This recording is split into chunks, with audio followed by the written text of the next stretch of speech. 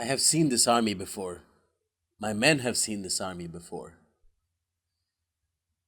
We all know what fate awaits them.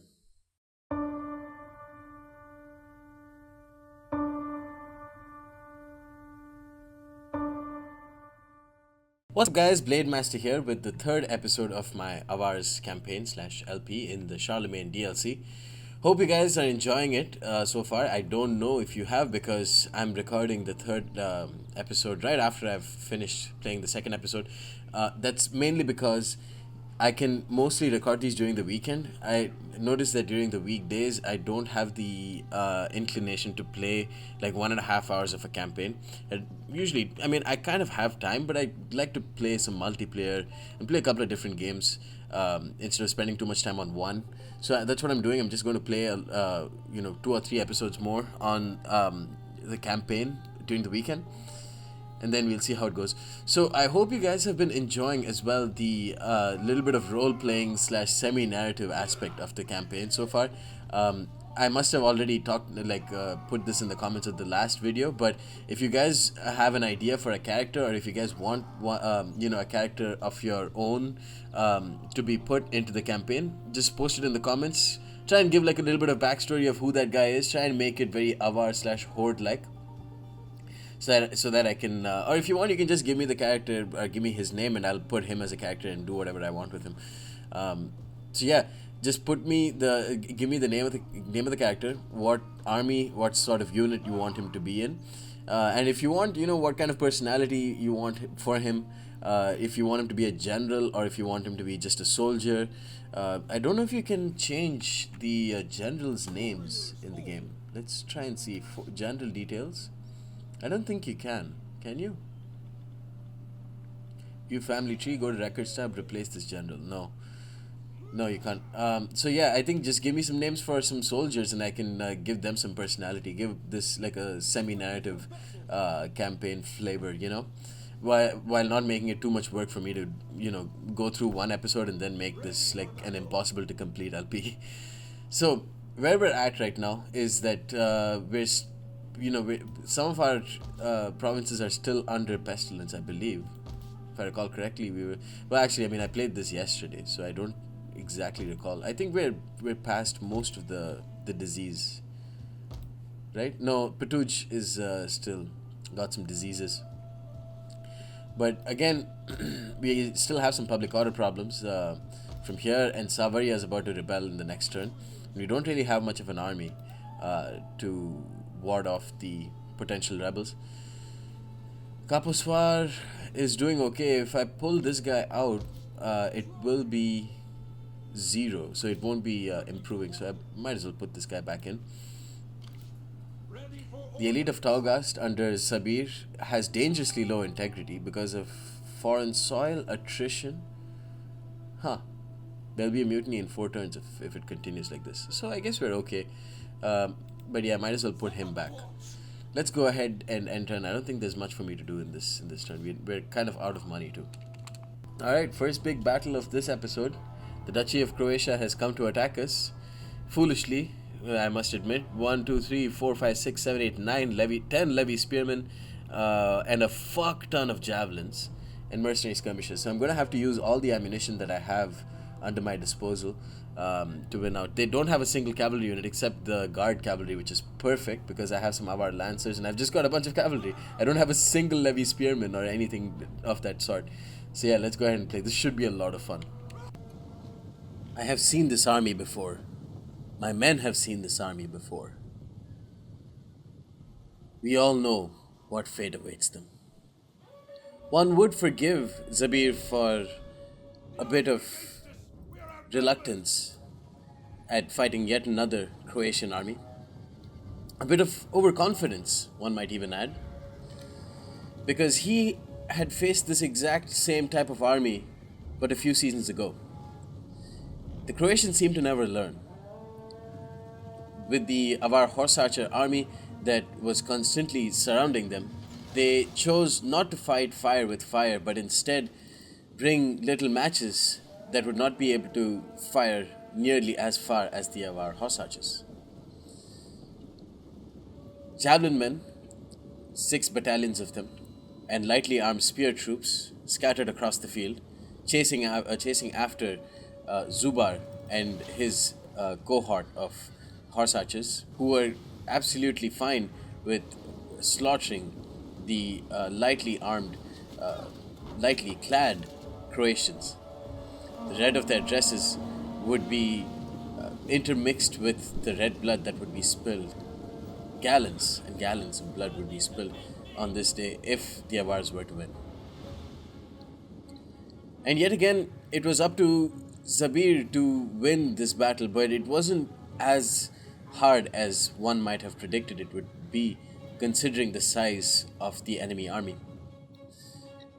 Again, the Avars found themselves heavily outnumbered. Szabir found himself in command of an army that had been besieging, that had been injured, and that had taken attrition and desertion for many seasons.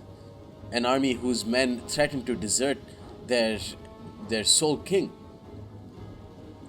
Even with all of this going against him, Szabir knew he would win. In fact, he was so confident he would win, he was almost bored by the events that transpired behind him. He pushed his horse archers away from the Croatians, mixing his horse archer army into two separate forces surrounding the enemy Croatians from multiple angles. He had solitary Avar lancers moving across, and he sent Szabir and his crack troop of Avar horse archers in against the enemy general. The enemy general, of course, as usual, was heavily armored but incredibly slow due to this armor. The Avar horse archers, commanded by Szabir, who was laughing heartily as now he fired flaming shot into the guard cavalry in the middle of the storm. Somehow the Avars had mastered the art of keeping their wicks untouched by the rain. And Zubar was having the time of his life killing off the guard cavalry. "Push back," Zubar said. He was almost in control of his own battalion of Avar horse archers. Say what you will about the Avars' barbaric warfare, they did run under a quasi-meritocracy, or perhaps that was only Szabir. He made sure Zubar was duly compensated for his role in the previous battle, and now he was in charge of the most important of his horse archers, killing off the enemy general. Of course, that also meant that Zubar was more likely to survive because he was fighting against a very slow cavalry unit away from the rest of the battle, and just like that, he put paid to the enemy general. The guard cavalry was dead. An Avar lancer died for the Avar army, bravely charging into enemy javelin men. The javelin men getting close enough to the levy archers now that they were able to fire, but flaming shot was poured in, and the whistling arrows were also going to be poured in quickly enough, and that would be enough to lay to rest all of the cheap villagers that plagued this Croatian army, comparing them to the trained soldiers of the Avar army who rode on horseback since they could barely walk, who were trained in the art of warfare since they could barely talk. And you could see the vast discrepancy between the two armies in terms of quality, and at least for Szabir, quality always managed to win out against quantity.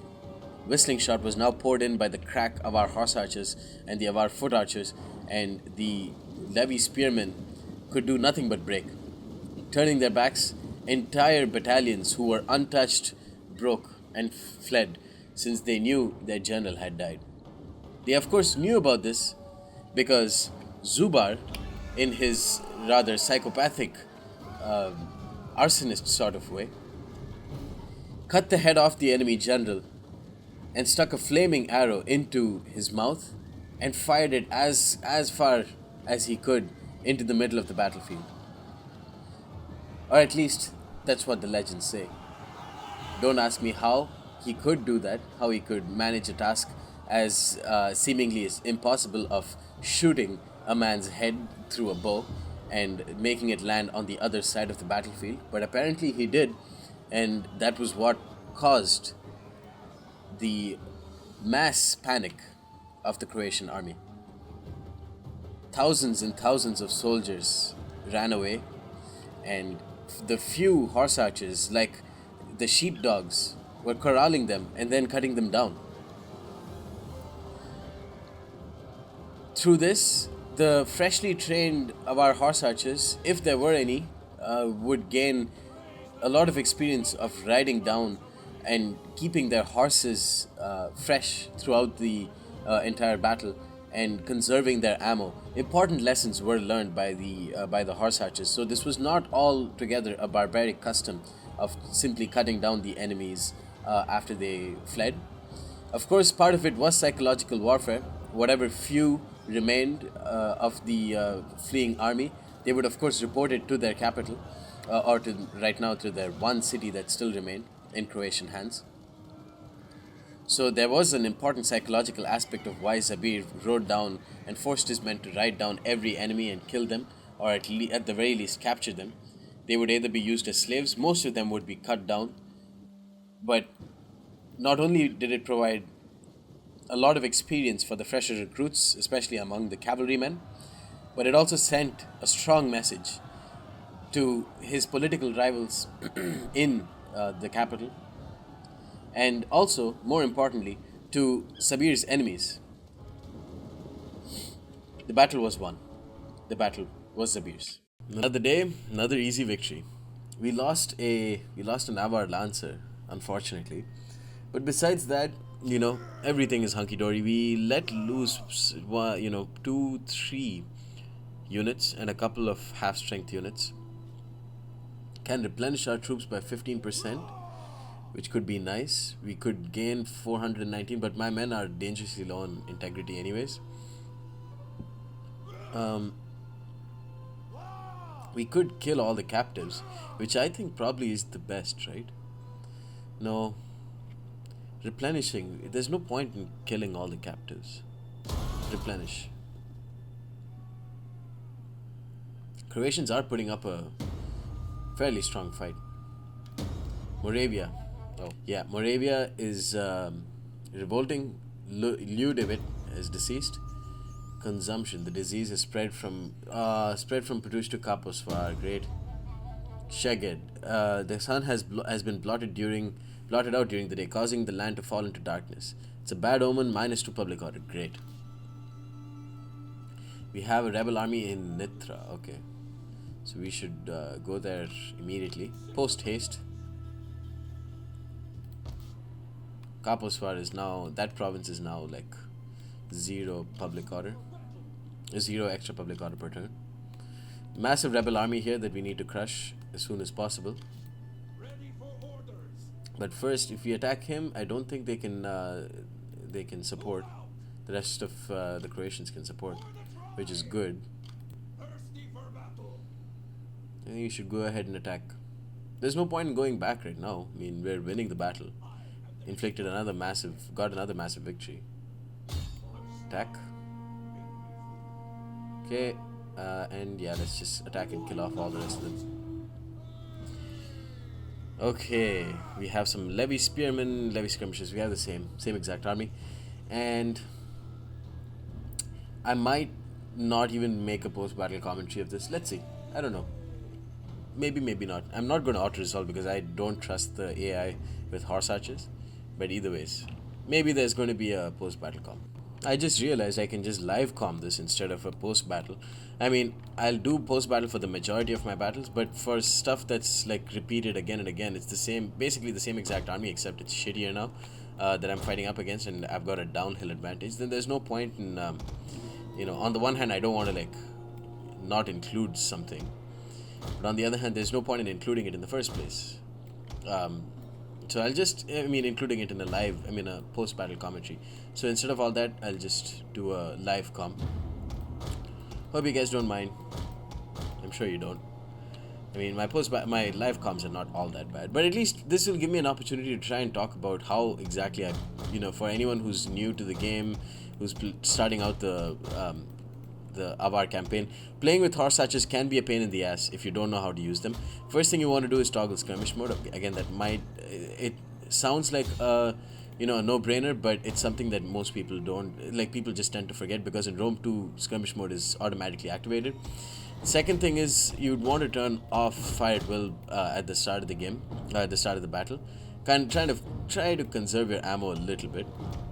And then the third and most important thing is to aim for the enemy general. There's no point in trying to kill off each of these units by your horse archers. At the end of the day, you have limited ammunition, so you always want to go for the general. Now, you have to take advantage of the AI being absolutely brain dead in this sense, and just move around with some of your guys and just aim for the gen. Again, be careful that there might be the javeliniers, but again, because your guys are in skirmish mode, you should be okay with that. So yeah, you're just going to keep fighting, and then we can be rest assured that the enemy guard cavalry cannot catch us.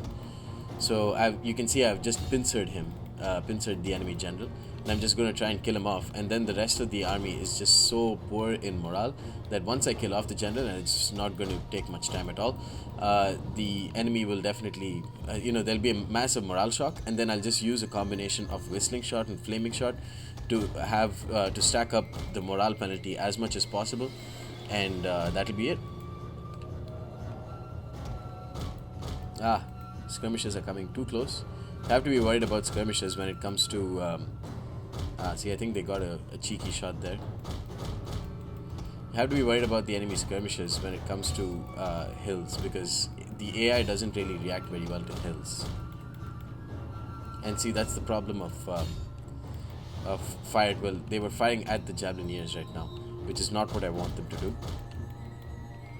I want them to continue firing at the enemy general, and I also want to pull my guys back because there's no point in keeping them there. Shit. Fuck. There's that fucking pesky javelinier right there. Might just go ahead and kill him. Enemy general dead. That's good. Now what I'll do is use whistling shot. Just start charging in. If you charge in, they're most likely just going to break. I mean, I might take some unnecessary casualties. This might be a bit ballsy, but actually it turns out it's not. So that's all good. Yeah, this skirmisher didn't do much. This other skirmisher got like 5 kills. And now I can just move back in with these guys. Turn back on fire at will, put on flaming shot, and then with this guy, turn on whistling shot, turn back on fire at will. Same thing here, flaming here, whistling here, and then flaming there, whistling there. And then I'm going to start using these guys to just kill off the enemy retreating units in combat, in hand-to-hand combat. And you'd want to turn off fire at will. You can make doubly sure that they don't use any ammo by just making sure, like, keep clicking until it's off, basically. There we go. Easy as chips. Easy as chips. Easy as shit. Easy as fuck, bro. And now all you want to do is activate all your horse skirmishers, turn off fire at will, and then run all the fuckers down. Easy. Turn off fire at will just in case you don't want any friendly fire from your friendly archers. And in case you guys wanted some eye candy, here you go. I'm the most gracious YouTuber of them all. Who the best YouTuber he is? So yeah, I think all of them have attack orders.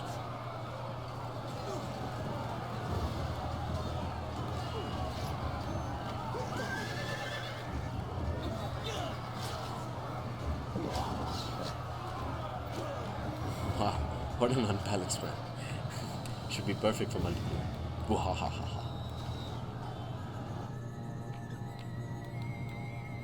Yeah, see, now these guys aren't firing. So that's all good. We are good. And we've killed yet another army that massively outnumbers us. Or I guess in this sense it wasn't really. That's why it's so easy to play with. It might just get a bit frustrating if you're playing with the Huns or something in Grand Campaign, because they have a lot of amazing horse archers, and usually you'll be fighting up against spearmen and shit. In this case, this is just super easy for me because there's not a single long range skirmisher. It's probably the easiest thing. As long as you don't auto resolve, you should be getting decisive / heroic victories all the time. Alright, that about sums it up. Let's end this battle here. Okay, decisive victory as expected. We can replenish our units by 5. Honestly, we don't even need to do that. Might as well just kill off all of them. Kill the captives. Whitlaus, deceased. But come on, why haven't I killed off this fucking army yet? Jesus. Okay, I hope I don't lose a horse archer because of this. What the fuck? Decisive victory, okay. We lost 4 units? Bullshit. Finish units by 1. Kill. Dead. And we rank up. Okay, we need to increase the integrity of this goddamn thing of a ling. Public order plus 4 morale for the commander's unit. Cunning. Melee defense. Zeal. Melee damage. Special ability cooldown rate. Upkeep costs. So there's nothing that really increased the integrity of these guys. Campaign movement range. We have a bunch of upgrades in this sense. We can do this. Sweet talker. Increase personal influence. I'd want that for my king. Let's move back. Because this is dangerously low in integrity. How many turns until mutiny? I want to see. Wow, super low. Instill integrity the hard way into your force. Where do I get integrity? Nothing here. Charge bonus. Enemy morale. Integrity. Oh, right here. Can I reset skill points? I can't. I can't reset skill points now. That sucks. Should have increased integrity there. What are all the contributing factors to integrity? Battle 1 gives us plus 10. Foreign soil, characters, faction, casualties suffered. Okay. Fine. Oh, I guess it just did this. It reset skill points here. Battle movement speed, campaign movement range plus 10. It can increase to plus 20%, right? That's pretty decent in and of itself. Oh, this increases integrity. So we can go one step closer. Oh, nice, perfect. Plus 1 integrity. Nice. And also increase plus 2 public order in the Khadan province. Great. Change per turn 5. Awesome. Okay, so they're mutinous, but they're not going to be mutinous pretty soon. Then in that case, we should just go ahead and attack. Kill off, destroy Jadra, and get the 3rd province. Okay, the rebels don't look good. They're looking... Yeah, because the problem is I don't have many horse archers, and horse archers are my key to victory. Can I get mercenary horse archers? I can't get any mercenary horse archers. Okay, they're very likely to attack Szabir very soon. This might be bad. I'm going to need this guy to come in here so that he can help out from Kaposvar. Move him up here. And then I can attack from here. Remove these guys. Attack from here. And I still don't have... this guy still can't support. What's his name? Tuldila. Maybe if I force march him close by. Yeah, there we go. And then attack. Wow, 3 onagers. Couple of skirmisher cavalry. 3 levy archers. Some swordsmen. Some levy spearmen. Okay, I want to pray to the auto-resolve gods because I really don't want to... I don't think I'll do a good job in fighting this battle on my own because... Well, not exactly. They have 3 levy archers, a couple of levy skirmishers. 3 levy archers, 1 levy... That's 4 total skirmishers and 2 skirmisher cavalry. So I will have 2 Avar horse archers that will be pursuing the skirmisher cavalry. I'll have 2 more horse archers that will be trying to kill off Berthar. And then, how many archers? I have 3 archers, 4, 5, 6 archers, and 1, 2 spearmen, 3, 4 spearmen. Okay, 5, 6. Honestly, yeah, not that bad. I'll fight this on my own. But first, I'm gonna have to shower and stuff. I just got my hair cut and stuff. So, yeah, stay tuned. I obviously won't end this LP right now. I'm not a dick. But yeah, see you guys soon. I wonder if we'll be able to use flaming shot today. I really want to light some people up on fire. That was quite the disturbing thought from Khadan as the fury of the Carpathians walked up in front. It was another day, another set of Christian rebels to fight. Eric was beyond displeased. He was furious at having to stay at Patuj and continue dealing with the rebels that continued popping up. This time, he purposefully allowed the rebellion to grow and let them gather as many men so that he would slaughter literally every last one of them and send the biggest message to the townsfolk. You do not fuck with the Avars. He also brought some of his special troops, special as he'd like to call them, mad, crazy, as everyone else would like to call them. Some of his foot archers were now interspersed with what we would call in modern times pyromaniac, arsonist, murderers, psychopaths. And they were surely to be a fearsome sight. The Christian rebels were a solitary group. They were faced up against multiple Avar armies. Eric commanded a small set of levy archers and spearmen. He was joined by the garrison troops from the nearby city, and also another Avar general, decided to support him, perhaps to stake his claim on the royal standings, or perhaps it was purely to help out a friend. Eric thought it was the former. Skirmisher cavalry of the Christian rebels pushed the Avar horse archers behind. This set of Christian rebels, led by the heathen king, decided to construct a large amount of siege equipment, presumably because they wanted to lay siege to Patuj. So it was smart that Eric decided to take the engagement to them. The onagers would be of limited use against the incredibly quick, fast-paced, maneuverable army of the Avars.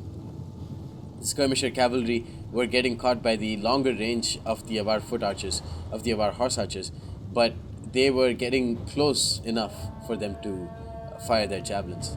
There was no Zubar here. There was no crack horse archer captain to lead his men away on time, and the Avars suffered unnecessary damage, although they would, of course, manage to kill off the skirmisher cavalry sooner rather than later.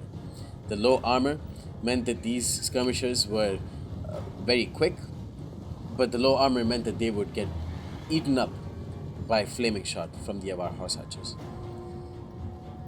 One of the skirmisher cavalry made the mistake of charging into the levy archers, and Khadan was very happy. "Flaming shot at last," he exclaimed as he poured in and commanded all of his foot archers to pour in the flaming shot against the skirmisher cavalry. But Captain, there are other friendly soldiers in the vicinity. We will kill them. We will make our own soldiers catch fire." "Do I look like I care?" exclaimed Khadan. The skirmisher cavalry died. The other skirmisher cavalry tried to charge into archers, and they were caught by by the Avar horse archers, and a levy spearman unit and a levy spear battalion decided to support and kill off the skirmisher cavalry. Now, the Christian rebels found themselves in a similar position as the Croatians. They were crippled. They did not have any cavalry units save for their general, and the general was not likely to support the flanks. He was much more likely to stay in the center of his army, protected by everyone else, the coward. So it would be all that much easier for the Avars to circle around them and kill them off. "Blast them into oblivion," exclaimed the siege captain. The Christian rebel king ordered his onagers to fire into the Avar army. Unfortunately, they were firing at the cheapest archers that the Avars could field. The levy archers were put into square formation, increasing the space between between the soldiers, a very smart move that was employed by Eric. He was definitely a good general, and a lot of the stones bounced through the Avar foot archers as they waited. Eric forced his foot archers to wait for the enemy onagers to fire in and waste their ammunition on them. Next, the short ranged javelin men decided to pour in, and the Avar foot archers had a whale of a time, destroying all of them with heavy arrows. A couple of archers remained for the Christian rebels, but they were of no match to the Avar foot archer regiment. Khadan was mighty displeased that Eric forced him to use heavy shot and not his favorite flaming arrows. Next, the spears decided to engage in battle. The spear columns formed a medieval era phalanx, bracing for the impact from the enemy Christian rebels, forming a deep wall behind which the archers commanded, some of them commanded by Khadan, would pour in fire. For now, the archers were content at firing at the enemy skirmishers, but one of the archers decided to take advantage of their numbers and move into the flanks. Khadan poured in the fire, and it was actually at a perfect opportunity, since an extra levy spearman decided to flank charge one of the troops, and that caused an almost full strength battalion of levy spearmen to start wavering. They broke almost immediately. Because meanwhile, the horse archers, in a bold move that was very characteristic of Eric and his style of commanding, the Avar horse archers decided to crash into the siege equipment manually and not fire in. Thus, with their hyper aggressive strategy, they cut down the enemy siege engineers, which didn't allow the onagers to fire anymore. Some of the horse archers did not fire any of their ammunition and instead charged straight ahead into enemy archers. A lot of the Avar horse archers losing their lives in the process.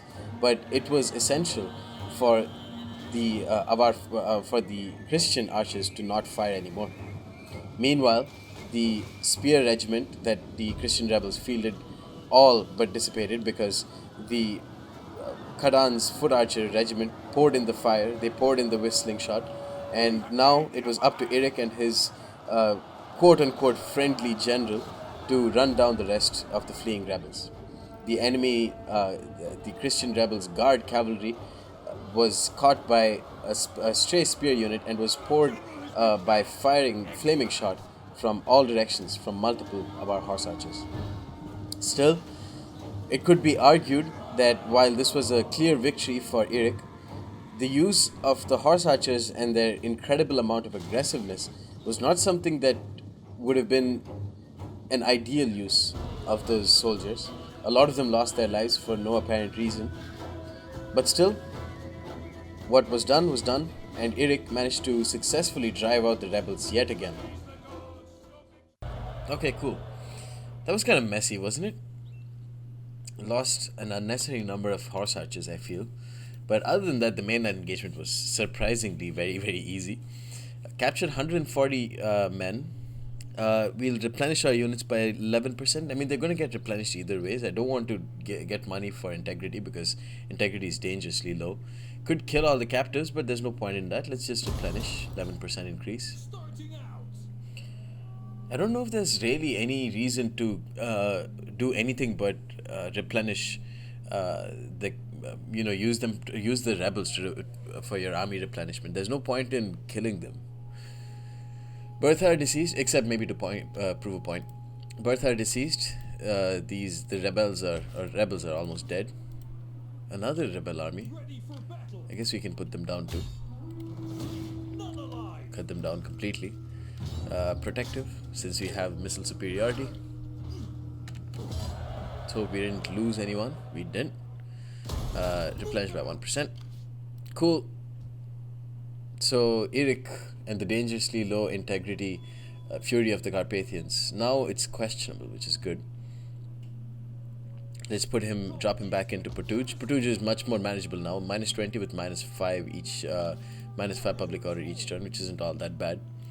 We've got another rebel army over here, and they've just started recruiting some forces. We should also recruit some forces too. Let's get some Avar horse archers. We are almost out of money. But fortunes are soon to change next turn, I would say, because we'll be coming up against Jadra and the shitty Croatians. Just a bunch of levy skirmishers and levy spearmen, so all's good in the hood. Let's go ahead and research another technology. Raiding income plus 20%. This allows us to build up garrison encampment. Increases campaign movement range by plus 20%. And then this one, I think, is the one that's most important to, progress in the campaign. But I'm all for chilling. Plus 10% wealth from industrial buildings over here. Do I have many? I think most of my income is from technology. It's from agriculture. Taxes plus 2048. And what about the total of your incomings? Let's see. Trade. We're producing iron, and I think iron. Oh, we have CSAC. That's an industrial building, isn't it? We don't even have we haven't even built something which allows us to exploit that, but not that it matters since we don't have since we don't have any trade partners. I think most of our money is coming from 225 additional wealth. Yeah, we're getting from agriculture mainly, I would think, because we have farms out the butt, and we don't have anything else except maybe like the commercial buildings. So yeah, so there's no point in doing this for industrial buildings. We can do research express. Let's go ahead and do this, the market town, because I have a bunch of market provinces now, or market villages that I can upgrade to market towns. All that said, I think it's good enough time to end turn. You guys won't believe what these fuckers are trying to do. They've got like this tiny army, the Croatians, and they're trying to attack CSAC. I'll just bring Eric down to CSAC from Patuj, bring him there, and then have the elite of Taugast besiege Jadra, and I'll encircle them until they come out and attack. If I was feeling truly ballsy, I could just ask the Order Resolve gods to help me, but no, fuck that. Oktar, there's no real reason for him to just chill here. I could keep him around because I'm going to want to increase the army of Szabir soon enough. So I'll keep him down here because once I click this, that'll increase the military. That'll increase the experience of those guys, I'm assuming. Okay, let's see the general details. Eric is, of course, we've got one more upgrade for Eric. I'd want to improve the integrity of this dude. Zeal and then integrity and plus 2 public order. I think that's a very nice little upgrade to have. Okay, and over here we have to deal with the rebels. Some more rebels to be put down. Pretty important ones too. Avar rebels. Oh, these guys are going to be tough. Well, they've got a couple of levy archers, a levy spearman, an Avar lancer, Avar general, a solitary Avar horse archer, and a couple of onagers. We've also got the garrison troop here. Attila Dulo. Cool, we've got a nice general that's going to help us. Honestly, we could auto-resolve this. And I don't see what the big deal is if we like, even if we barely manage to win. Not a big deal, I think. Fuck, auto-resolve gods. Please help me, protective. Decisive victory, nice. We lost one levy spearman here, but other than that, pretty much okay. We could get 385 talents from these guys, but I don't know what the integrity is on this army right here. Should I? -4 integrity. Yeah, let's fuck it. Let's do it. Tamas deceased. What is the integrity? Integrity is pretty good. So all in all, pretty decent decision there. Got lucky. Let's merge these two and reduce our upkeep for next turn. And at -60, at least it'll take a couple of 5-6 turns before Nitra rebels again. So I'm okay with this decision. Just kill them off, put them down. Decisive victory. Could get another 200 gold. Okay. Oh, getting greedy. We're getting greedy there, son. Change per turn -11, but still that's okay. Here, replenishment plus 1% raiding income. Here, I want this army right here, Warriors of the Old Ways, to sort of be a more stabilizing force. Just chill out in the territories that Eric and Szabir conquer. So morale here, and let's improve integrity, at least for now, to kind of offset the general greediness that that just happened here. Increase, this guy's definitely, Turul is going to be a governor, quasi governor general. Increase the tax rate for him, and plop him in Nitra, so that we can get it to plus public order immediately. Awesome. Everything's looking pretty peachy so far. The survivors of fate should go to Kaposvar, because Kaposvar is in danger of rebelling. But no, let's put him into force march, bring him down to Kaposvar, and then now it's back to 0 per turn change in public order. Good enough. Hold on one sec. Phone's blowing up.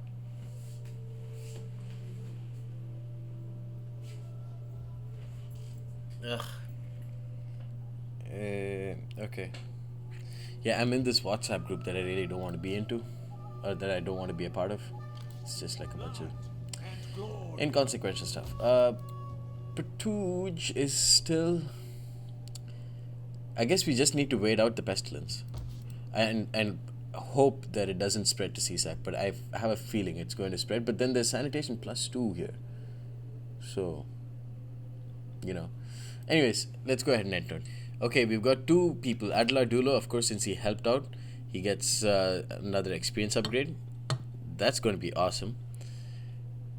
Improved tax rate, and improved tax rate, plus 6% tax rate from him. Awesome. Gayism. But that's for the governed province. So then I'd want to move Attila Dulo to, or at least like one of these guys to, some of the more money earning places. And eventually I'd want to improve the public order. This is also a very good little trait right there to have. Plus 20% from cultural buildings, not really very worth it. What does cunning do again? Upkeep costs for all units in the commanded force. Ooh, actually increasing cunning for the others would be pretty important. Let's see if we can put anything from household here. Command plus 10 armor, plus 10 blah blah blah. That's not really very relevant. Let's improve construction costs, and let's improve tax rate for him too. 679. Now what I'd want to do is take a second look at who's governing what provinces. Moravia, which is Pannonia is under Gayism, Moravia is under Attila Dulo. Okay, and we don't have a governor for Croatia. And we don't have we have candidates here. Ajbar's patron, Ernak, integrity, and landowner. Oh, this guy Gabor. Gabor is dope, dude. I should put Gabor in charge of one of the heavily fieldy areas. We've got 1 farm here, so that's only a little bit from agricultural, a little bit of money from agricultural buildings. Here we've got a food market, plus 25 wealth from commerce. No, nothing really over here. So Pannonia doesn't have too many fields. What about Savaria and Nitra? We've got 1 fields here. I'm going to just have to decide on which is a good place to start building make it into an agricultural province. I would think like Szeged, Kaposvar, and Shibakaza is a decent enough place.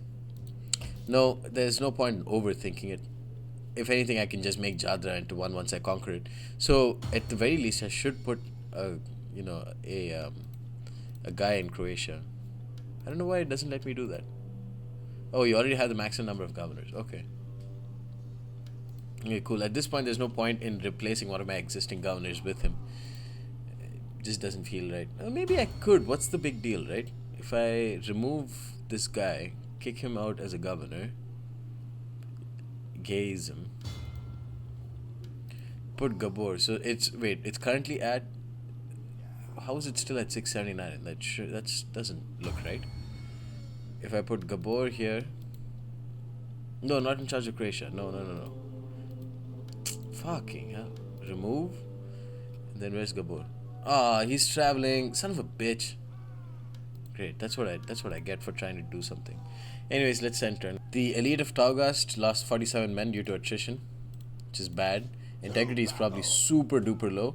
There'll be mutiny in 6 turns. Okay, that's not all that bad. Okay, military investment. Our army has begun its investment of this enemy settlement. They are surrounded. Okay, first of all, let's rectify the problem that I made for myself. It went down from 679 to 643. Let's go to provinces here, and in Pannonia, let's just try and put Gabor and see if there's any big change. Whatever. I think it'll only happen next turn. We'll only get to see the effects next turn. Okay. We should just destroy this army with Eric. Push them away, then attack again. Protective. Oh, come on. Decisive victory. Whew, thank God. Thought for a second. Replenish units. Okay, enemy killed in battle. I could, if I force march them, how far can they get? They can't get very far. Okay, CSAC is a little bit of negative public order, but I can deal with it. Oh, he's going to suffer attrition now. Fuck.